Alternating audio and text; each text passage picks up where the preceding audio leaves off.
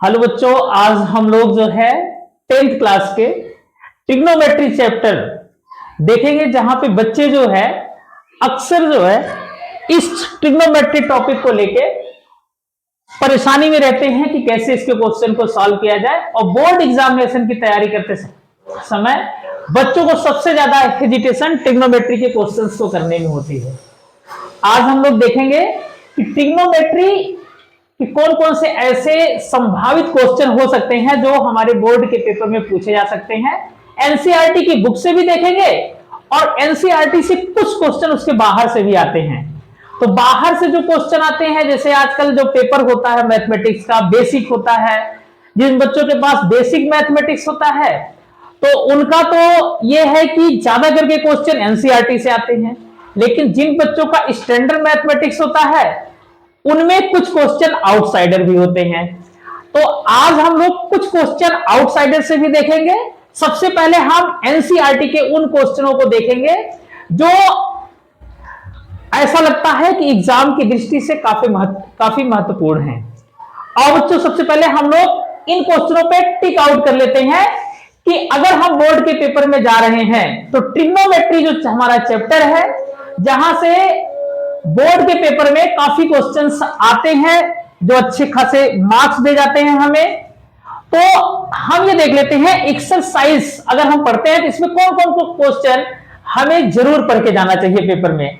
जैसे आप देखो एक्सरसाइज 8.1 का जो 10वीं क्लास की बुक में चैप्टर 8.1 है, इसमें हमें पहले क्वेश्चन नंबर 10 को पढ़ना चाहिए। एक तो क्वेश्चन नंबर 6 को भी करने की कोशिश करना चाहिए। तो बच्चों के लिए इंपॉर्टेंट क्वेश्चन पहले मैं बता दूं कि जहां तक अनुभव के हिसाब से अगर हम 8.1 की तैयारी कर रहे हैं, एक्सरसाइज 8.1 की, इसमें से क्वेश्चन नंबर 6 और क्वेश्चन नंबर इसके बाद 8, ये दो क्वेश्चन इस एक्सरसाइज से हमें जरूर करके जाना चाहिए। फिर अगर हम क्वेश्चन नंबर आगे देखें तो एक्सरसाइज का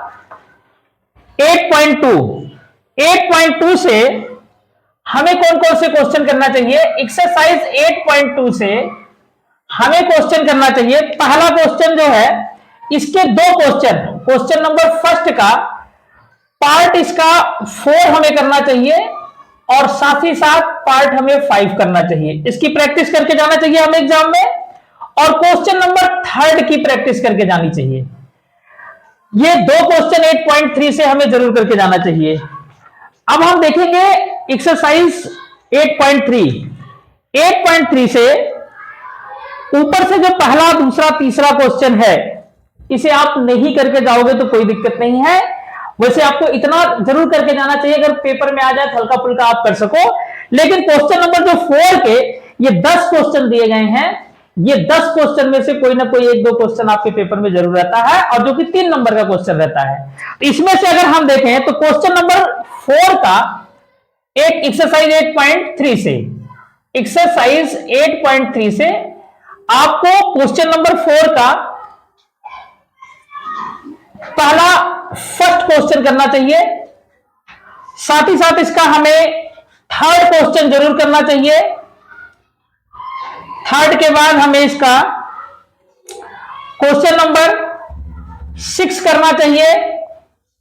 और क्वेश्चन नंबर 6 के बाद एक क्वेश्चन, कई बार ये पेपरों में आया हुआ है बेटा, 8 क्वेश्चन को भी हमें करके जाना चाहिए।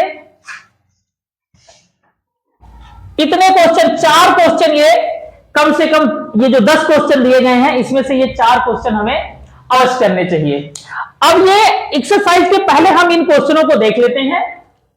वैसे तो आपको स्कूल के टीचर्स ने भी, कोचिंग के भी टीचर्स ने क्वेश्चन सारे कराए होंगे, लेकिन ये हम अति संभावित क्वेश्चन बता रहे हैं कि जहां से उम्मीद की जाती है कि पेपर में यही क्वेश्चन पुटअप किए जा सकते हैं, पूछे जा सकते हैं आपसे।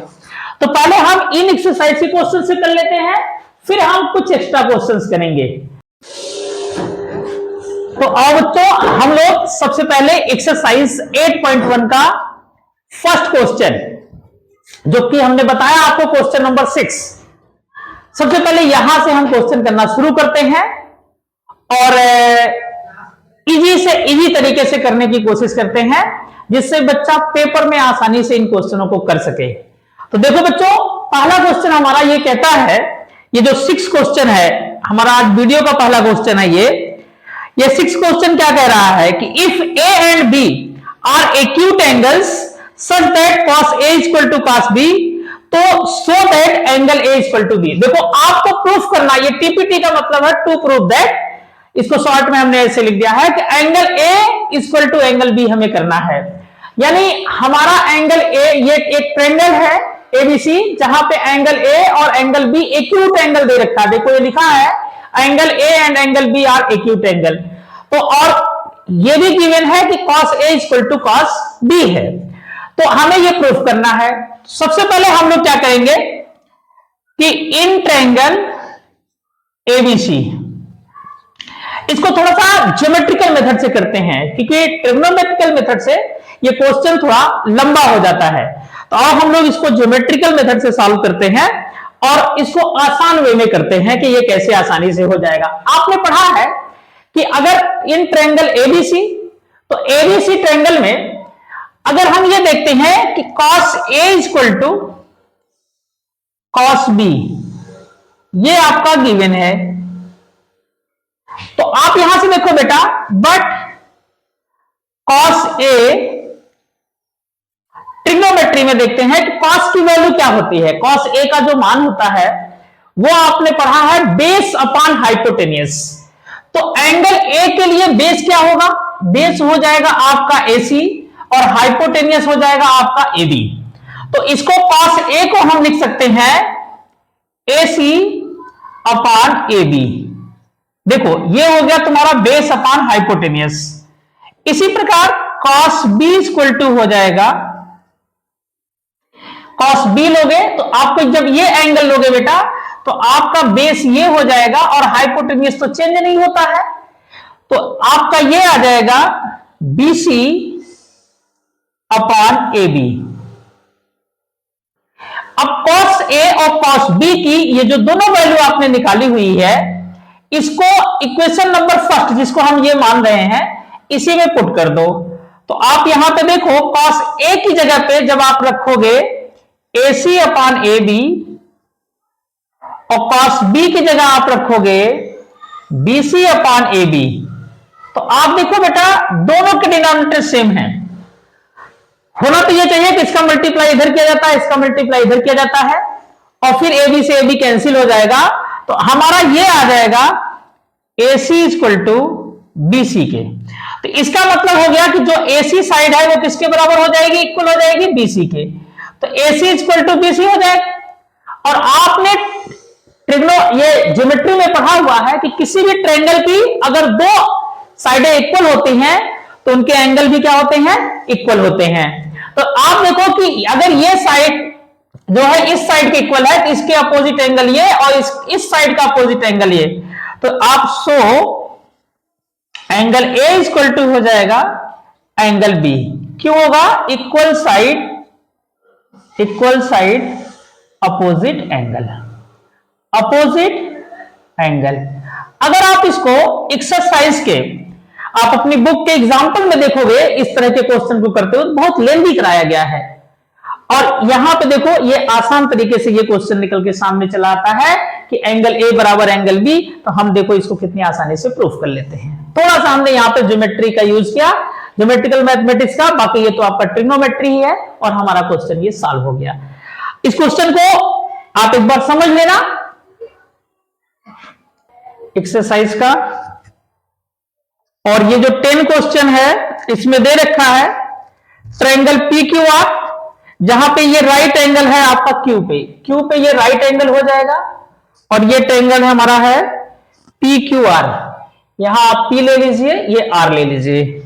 और गिवन क्या दे रखा है, गिवन है आपका PR plus QR equal to 25 and PQ equal to 5 centimetre.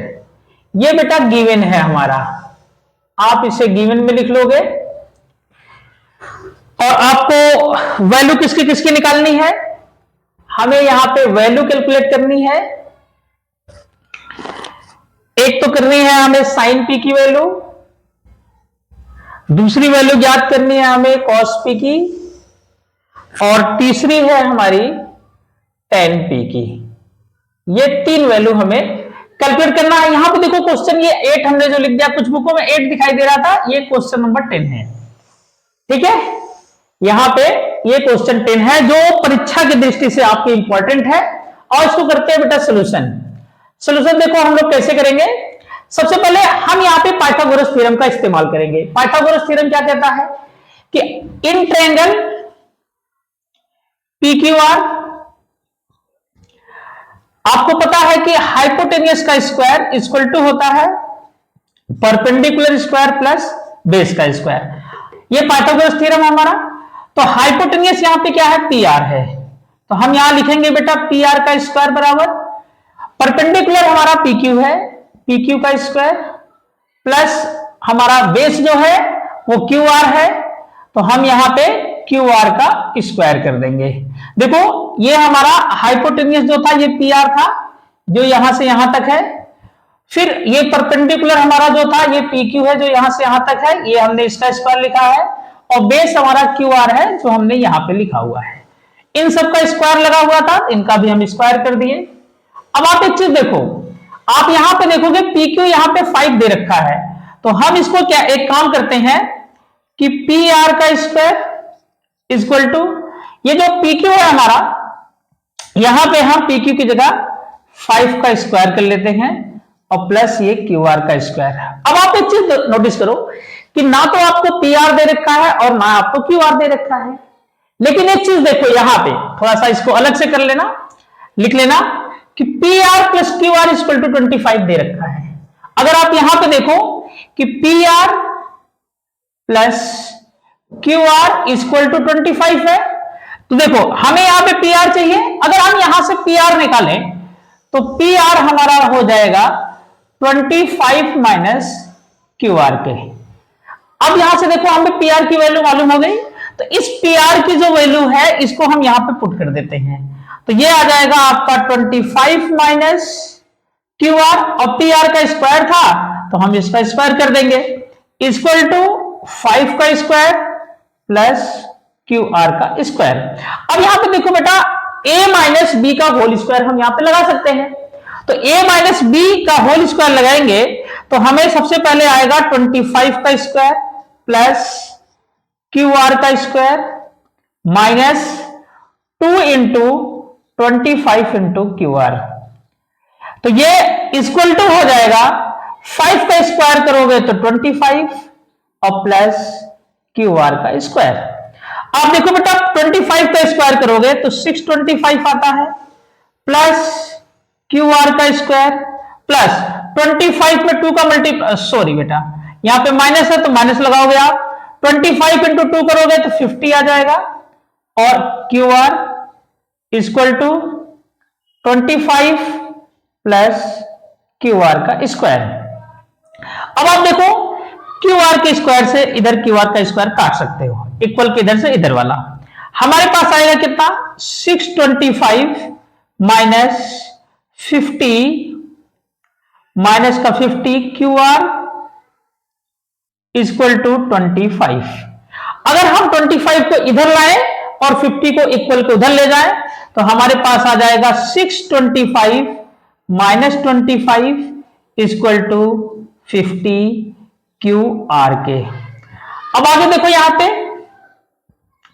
625 में से 25 माइनस कर दो, ये आ जाएगा 600 इक्वल टू 50 QR, तो QR इक्वल टू हो जाएगा 600 अपान का 50, 0 0 कैंसिल कर दो तो ये आ जाएगा आपका 12, तो QR इक्वल टू कितना आ गया हमारा 12 सेंटीमीटर।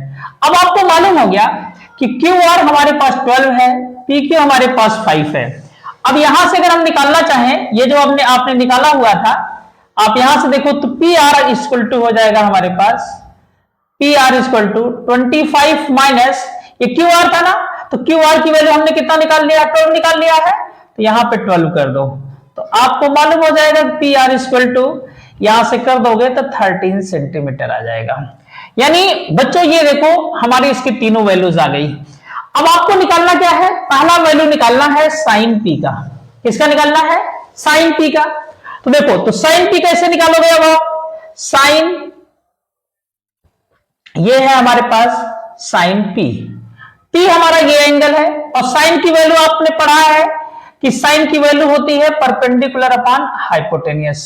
तो परपेंडिकुलर हमारा क्या हो गया यहाँ पे, पी एंगल के लिए देखो जो ये एंगल होता है इसके जस्ट सामने वाली जो साइड होती है वही हमारा परपेंडिकुलर होती है। तो ये हमारा हो जाएगा क्यू आर अपॉन हाइपोटेनियस आपका पी आर।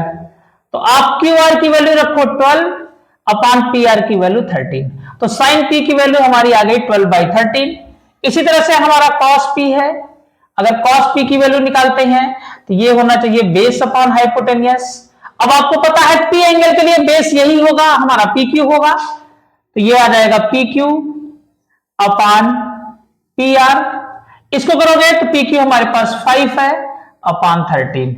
फिर हमारे पास तीसरा है tan पी, tan पी की वैल्यू निकालोगे तो tan पी हमारे पास क्या होता है, परपेंडिकुलर अपॉन बेस होता है। तो परपेंडिकुलर हमारे पास क्या है, परपेंडिकुलर हमारा अगर इस एंगल के हिसाब से देखा जाएगा क्योंकि, तो परपेंडिकुलर हमारा ये हो जाएगा और बेस हमारा ये हो जाएगा, ठीक है। तो आप लिखोगे, लेकिन हमें लेना किसका है, tan पी लेना है, तो पी के लिए तो परपेंडिकुलर यही होगा, तो Q R upon P Q हो जाएगा। तो Q R upon P Q कर लो, ये आ जाएगा आपका 12 अपॉन, और ये कितना निकल के आया है 5। ये हमारी तीनों वैल्यूज आ गई। तो आप देख रहे हो कितनी आसानी से हमने ये तीनों वैल्यू कैलकुलेट कर लिया कि इसके तीन वैल्यूज हैं, 12/13 आ गया, 5/13 आ गया, और इसके बाद 12/5 आ गया। तो साइन पी, कॉस पी और tan पी, ऐसा क्वेश्चन आने की संभावना रहती है कि जो तुम्हारे पेपर में आ सकता है। फिर आ जाओ हम लोग एनसीईआरटी का ही एक्सरसाइज 8.2 के ये पहले क्वेश्चन के ये दो देखते हैं, और फिर ये क्वेश्चन नंबर 3 देखते हैं। इसमें हमें करना क्या है, सबकी वैल्यूज जो आपको साइन कॉस टेन कॉट सबकी कितने एंगल की क्या क्या वैल्यूज होती हैं वो आपको पढ़ाया भी गया है। साथ ही साथ आपने उसके टेबल अपनी बुक में देखोगे तो उसका एक टेबल में क्वेश्चंस के सारे वैल्यूज दे रखे हैं, उसे थोड़ा सा रिमेंबर कर लेना। अगर प्रैक्टिस है वैसे रिमेंबर करने की जरूरत ज्यादा नहीं पड़ती है, जो बच्चे ज्यादा प्रैक्टिस करते रहते हैं तो प्रैक्टिस करते करते ही ये सारी वैल्यूज याद हो जाती हैं। अब यहां पर देखो जैसे साइन 30 की वैल्यू है, तो साइन 30 की वैल्यू बहुत सारे बच्चों को पता होगा, ये आ जाएगा आपका sine 30 degree 1/2 plus tan 45 1 minus ये देखो आपका आ रहा है कोसेक 60 डिग्री। तो अगर कोसेक 60 डिग्री की वैल्यू रखनी होती है तो आप कितना रखोगे, तो देखो अगर जिन बच्चों को इसकी वैल्यू नहीं याद है वो क्या करेंगे, वो अपने टेबल में बैठ के उसको जो टेबल यहां पे बना होता है उससे देख सकते हैं।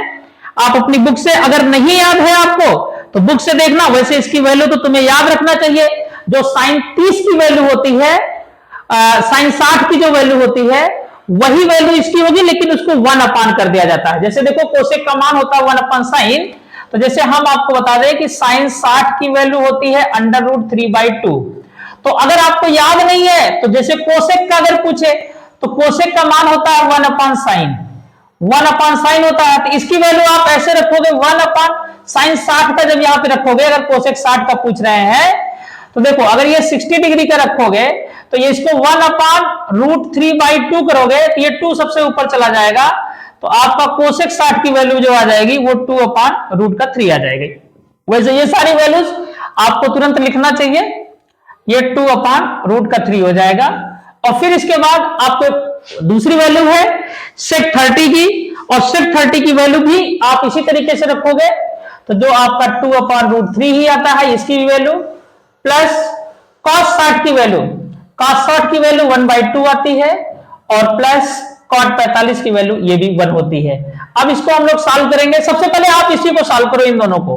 तो ये देखो 2 1 2, देखो पहले इसको भी आप इसको छोड़ दो, पहले आप इन दोनों को सॉल्व कर लो। तो ये आ जाएगा 2 1 2, 2 में आप 1 जोड़ दो तो ये देखो 3/2 माइनस 2 अपान √3, और फिर इसी तरह से 2/√3, रूट वाले को अभी किनारे रखो और इन दोनों को पहले सॉल्व कर लो। 2/2, 2 में 1 प्लस कर दो तो ये आपका 3/2 हो जाएगा। अब इन दोनों का आप एक साथ एलसीएम ले लो। जब आप एलसीएम लोगे तो इसका 2√3 हो जाएगा। 2 में √3 का मल्टीप्लाई करोगे तो 2√3, इसका इधर क्रॉस मल्टीप्लाई कर लो, ये देखो 3√3 माइनस 4 अपार्ट, इसका भी आप एक साथ एलसीएम लोगे तो 2√3 आ जाएगा और इसका मल्टीप्लाई करोगे 2 2 जा 4 प्लस √3 का 3 में करोगे 3√3 आ जाएगा। अब देखो बेटा 2√3 से 2√3 कैंसिल कर दो। अब यहां पे जो ऊपर वाली संख्या है उसको ऐसे ही देखो 3√3 माइनस का 4 और ये जो है इसको भी चेंज कर लो इसी तरीके से, जैसे प्लस में आगे पीछे कर सकते हो तो ये 3√3 और प्लस का 4 कर लो।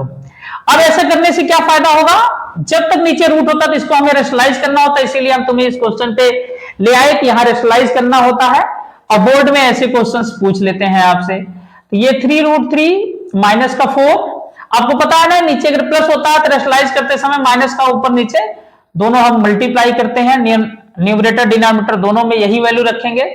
तो हमारे पास इन दोनों का मल्टीप्लाई करोगे तो देखो ये दोनों आपकी सेम डिजिट हो गई, तो ये आ जाएगा आपका 3√3 माइनस 4 का होल स्क्वायर। नीचे क्या होगा, देखो a प्लस बी और a माइनस बी का फॉर्मूला लगा दो तो ये आ जाएगा 3√3 का स्क्वायर माइनस 4 का स्क्वायर। तो यहां आ जाएगा 3√3 माइनस 4 का होल स्क्वायर। अब नीचे देखो स्क्वायर करोगे, जो बाहर का स्क्वायर है 3 का स्क्वायर 9, लेकिन जो रूट में 3 है इसका स्क्वायर करोगे 3 आएगा। तो ये देखो ऐसे देखो 3√3 का अगर स्क्वायर करते हो तो पहले 3 का 9 आ जाता है, √3 का 3 केवल आता है, तो 9 3 जा 27 आ जाएगा, माइनस 4 का स्क्वायर करोगे 16।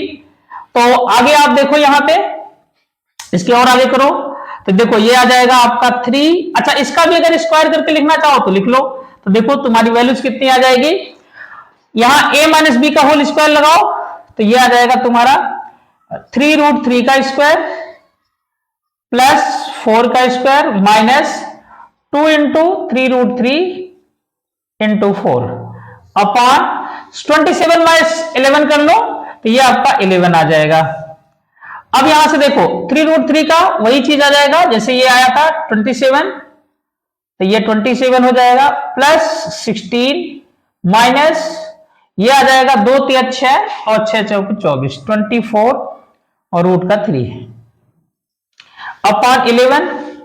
अब इसको देखो, इसको दोनों को प्लस करो, 7 और 6 जोड़ोगे 13 हो जाएगा और 2 1 3 1 4 43 माइनस 24 रूट का 3 अपॉन 11। तो हमारे पास देखो ये वैल्यू आ जाएगी और यही हमारा इसका आंसर हो जाएगा। अब चूंकि इसके साथ हम कोई कैलकुलेशन और नहीं कर सकते हैं तो यही हमारी वैल्यूज हो जाएगी। तो करना क्या है, बस आपको इन सारी वैल्यूज के सबकी वैल्यूज रखनी है और फिर इसको कैलकुलेशन कर देना है। जैसे ही ये रूट में आते हैं इनको रेशनलाइज कर देना है, रेशनलाइज करने के बाद हमारा ये आंसर निकल के सामने आ जाता है। रेशनलाइज करना होता है इसके क्वेश्चनों को, इसलिए ये थोड़ा सा टफ बच्चों को लगता है। तो जो आपके थोड़े से टफ लग रहे हैं उन्हीं क्वेश्चनों को हमने लिया हुआ है और ऐसे भी क्वेश्चन तुम्हारे पेपर में आ सकते हैं। तो देखो पहले आप 5 रखोगे और cos 60 की वैल्यू रखोगे। अब आपको पता है cos 60 की वैल्यू अभी थोड़ी देर पहले आपने रखा था 1/2 होता है, तो उसका स्क्वायर कर दो प्लस 4।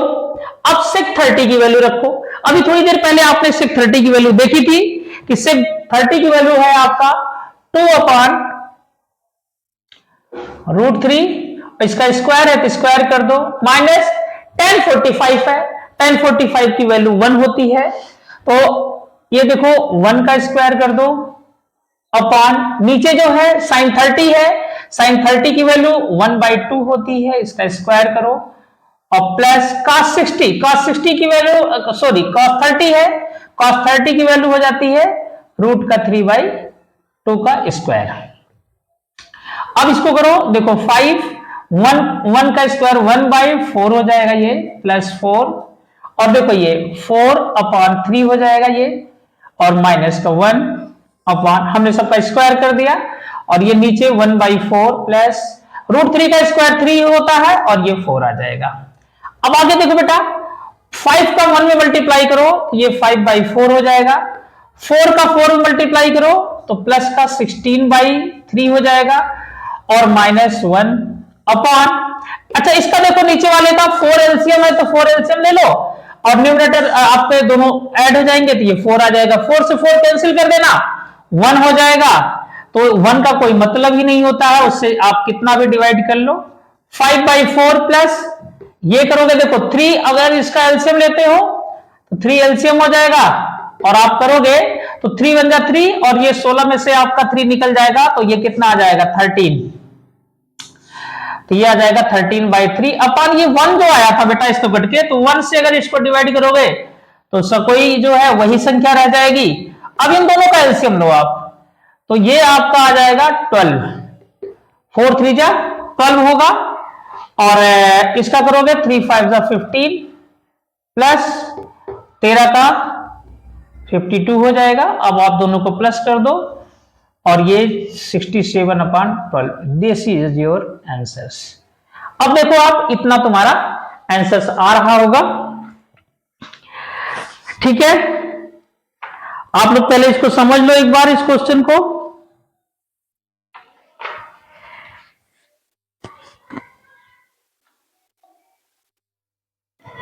हो गया बेटा, रफ करते हैं इस क्वेश्चन को। अब हम लोग करेंगे क्वेश्चन नंबर 3। चलोगे तो ए और बी का मान जो आना चाहिए, ए की वैल्यू जो है वो बी से बड़ी होनी चाहिए। अब आपको पता क्या करना है इसमें, find angle A and B, ये दोनों एंगल हमें निकालने हैं ए और बी को। और देखते बेटा इसका सोल्यूशन हम लोग कैसे करेंगे। सबसे पहले आप लिखो यहां पे tan a + b, ये है √3। अब ये बताओ आप √3 tan कितने की वैल्यू होती है, आपको सबको मालूम होना चाहिए tan 60 की वैल्यू होती है ये, ठीक। तो आप बेटा tan से ये tan कट कर दो तो आपको आ जाएगा a + b = 60 डिग्री, इसको इक्वेशन फर्स्ट मान लो। सिमिलरली आप यहां पे लिखो tan a - b, ये इक्वल टू दे रखा गिवन है 1/√3। आप बताओ कि जब ये tan a - b है और ये किसके बराबर है 1/√3, 1/√3 tan में किसकी वैल्यू होती है, तो आपको पता है ये tan 30 की वैल्यू होती है, तो हम इसको लिखेंगे यहां पे tan 30 डिग्री। tan से tan काट दो तो a - b = आ जाएगा 30 डिग्री, ये इक्वेशन आपका 2 हो जाएगा। अब इन दोनों इक्वेशन को आप सॉल्व कर दो। देखो तो यहां लिखो आप फ्रॉम इक्वेशन 1 एंड 2। अगर दोनों इक्वेशन को हम सॉल्व करते हैं तो हमारे पास क्या तरीका होता है, एक होता है एलिमिनेशन मेथड और दूसरा तरीका होता है हमारे पास क्रॉस मल्टीप्लाई, या तमाम मेथड होते हैं। आप सबसे आसान है एलिमिनेशन मेथड लगा दो। आप देखो ये प्लस है ये माइनस है और इसको जो है यहां पे लिखो बाय एडिंग। आपको पता है ना कि जब जो है सिंबल पहले से ही ये रहते हैं तो यहां पे हम बाय एडिंग कर देते हैं और ये कट जाएगा और a में a जोड़ेंगे 2a = 60 30 ये 90 हो जाएगा, 90 आ गया। तो a की वैल्यू हमारी कितनी आ जाएगी, तो देखो तो a = अगर हम निकालते हैं यहां पे, जैसे देखो 2a = 90 आ गया तो a = आ जाएगा 90/2, इसे कट कर दो तो a = हमारा 45 डिग्री आ गया। अगर a = 45 आ गया तो इसकी वैल्यू इक्वेशन 1 या 2 किसी एक में जो तुम्हें आसान लगता है उसमें पुट कर दो। तो put the value of a in equation 1 में ही रख लेते हैं, आपकी मर्जी है चाहे 1 में रखो या 2 में रखो, लेकिन हम लोग किस में रख लेते हैं, 1 में ही रख लेते हैं, कोई उससे ज्यादा दिक्कत नहीं है। तो a हमारा कितना है 45 है प्लस b = 60 है, तो b = कितना आ जाएगा 60 - 45। देखो बेटा b हम उधर ले गए तो माइनस में हो जाएगा, तो ये इसमें से माइनस कर दो तो 10 में से 5 माइनस करोगे 5 और ये 5 में से 4 जाए 1 15 डिग्री। अब देखो अब यहाँ पे b हमारा एंगल आया है 15 डिग्री और जबकि a एंगल हमारा कितना आया है 45 डिग्री। तो यहां पे देखो बेटा a > b है कि नहीं है, a > b तुम्हें दिखाई दे रहा है कि 45 > 15। तो देखो ये कंडीशन फॉलो कर रहा है और दोनों एंगल देखो a + b के जो दोनों एंगल हैं वो दोनों 90 से आपके कम हैं, ठीक है। तो इससे ये पता चलता है कि हमारा ये भी कंडीशन फॉलो हो रहा है, ये भी कंडीशन फॉलो हो रहा है, तो हमारी सारी वैल्यू सही है। तो a equal to 45 and b equal to 15, ये हमारा आंसर था। अब हम लोग चलते हैं एक्सरसाइज के ट्रिग्नोमेट्री के जो सबसे इंपॉर्टेंट क्वेश्चंस हैं, जो ये 3 नंबर के क्वेश्चंस आते हैं, ये 4 क्वेश्चनों पे हम फोकस करेंगे सबसे पहले, ठीक है। वैसे तो हमने तुमको सारे क्वेश्चन करवाए हुए हैं, लेकिन फिर भी ये जो मोस्ट इंपॉर्टेंट क्वेश्चन है हम इसमें केवल काम कर रहे हैं। तो आप हम यहां से देखो, कोसेक को सबसे पहले जब हम इसका सोल्यूशन करते हैं, आपको पता है कोसेक थीटा को हम लिख सकते हैं 1 by sine theta, minus cot को हम लिख सकते हैं cos theta upon sine theta, और ये इसका होल स्क्वायर। बेटा पहले हम लोग यही एलएचएस से शुरू करेंगे, ठीक है। कहां से शुरू करेंगे? एलएचएस को करना, सॉल्व करना शुरू करेंगे। देखो, तो जब हमने कोसेक थीटा को 1 अपॉन साइन थीटा रख दिया, माइनस कॉट थीटा को हमने cos theta upon sine theta रख दिया। अब देखो दोनों का डिनोमिनेटर सेम हो गया। अच्छा, हमने इसको इसमें चेंज क्यों किया? क्योंकि हमें आंसर कॉस में लाना था, तो इसलिए हम कोसेक और कॉट को पहले हम साइन और कॉस में कन्वर्ट कर लिए, ठीक। अब देखो इसका साइन जो है, दोनों का डिनोमिनेटर सेम है, तो हम इसको एलसीएम ले लेंगे, ये आ जाएगा हमारा साइन थीटा, और ये ऊपर का हो जाएगा 1 माइनस कॉस थीटा, और फिर इसका हमने स्क्वायर कर दिया। फिर हमारे पास आएगा, अब दोनों को अलग अलग हम स्क्वायर कर देते हैं, तो 1 माइनस कॉस थीटा का स्क्वायर, नीचे आपका आ जाएगा साइन स्क्वायर थीटा। तो आप देखो बेटा, 1 माइनस कॉस थीटा का स्क्वायर और साइन स्क्वायर थीटा का हमारा फार्मूला होता है कि 1 माइनस कॉस स्क्वायर थीटा के, ठीक है। देखो साइन स्क्वायर थीटा हम लिख सकते हैं 1 माइनस कॉस स्क्वायर थीटा। अब इससे देखो बेटा कि जो हमारा ये 1 माइनस कॉस स्क्वायर थीटा है, अब यहां पे हम एक फॉर्मूला लगा सकते हैं, आपने पढ़ा होगा ए स्क्वायर माइनस का बी स्क्वायर। ए स्क्वायर माइनस बी स्क्वायर क्या होता है? ए प्लस बी होता है, और फिर होता है ए माइनस बी के। अगर बेटा हम अब यहां पे ये फार्मूला इसकी जगह पे यूज करेंगे, तो आओ देखते हैं इस फार्मूले को हम लोग यहां पे इसकी जगह पे यूज करेंगे। तो ये आएगा कितना हमारा? देखो 1 माइनस कॉस थीटा का स्क्वायर अपॉन, ये देखो 1 है ना, 1 का स्क्वायर तो 1 ही होता है, तो हम इसको 1 माइनस कॉस थीटा भी लिख सकते हैं, और फिर 1 प्लस कॉस थीटा लिख सकते हैं। तो देखो बेटा 1 माइनस कॉस थीटा से इसका एक पावर ये काट देना, बचेगा हमारे पास क्या? देखो ये आएगा 1 minus cos theta upon 1 plus cos theta. अब देखो ये हमारा RHS आ गया, तो ये है RHS आ गया, तो देखो यही हमें लाना था, ये हमारा हेंस वेरीफाई हो गया। आपको देखो यही लाना था ना, 1 minus cos theta upon 1 plus cos theta, ये 1 minus cos theta upon 1 plus cos theta आ गया। क्या करना रहा? कुछ भी नहीं, आसान सा क्वेश्चन। कोसेक थीटा को हमने 1 बाई साइन लिखा, कॉट थीटा को हमने कॉस बाई साइन रखा, दोनों का एलसीएम ले लिया साइन थीटा, फिर 1 माइनस कॉस थीटा, देखो दोनों का डिनोमिनेटर सेम था, तो हमारा ये 1 माइनस कॉस थीटा हो जाएगा, और इसका होल स्क्वायर हमने कर दिया। अब दोनों को हमने अलग अलग स्क्वायर कर दिया, और जब हमने दोनों को अलग अलग स्क्वायर कर दिया, तो आपको पता है कि इसको ऊपर वाले को एज इट इज हमने रखा, लेकिन साइन स्क्वायर थीटा का हमारा फार्मूला होता है 1 माइनस कॉस स्क्वायर थीटा। जिन बच्चों को ये फार्मूला नहीं पता होगा, मैं उनके लिए लिख देता हूं। आपने इतना तो पढ़ा है कि cos square theta plus sine square theta equal to 1 होता है। तो यहां से अगर आप देखो इसको उधर ले जाओगे, देखो ये कॉस को उधर ले जाओगे, तो आपका ये आ जाएगा sine square theta equal to 1 minus cos square theta. यहां से ये फार्मूला आप निकाल सकते हो, ठीक है। तो ये देखो आपका ये पहला क्वेश्चन हो गया, और करते हैं अब हम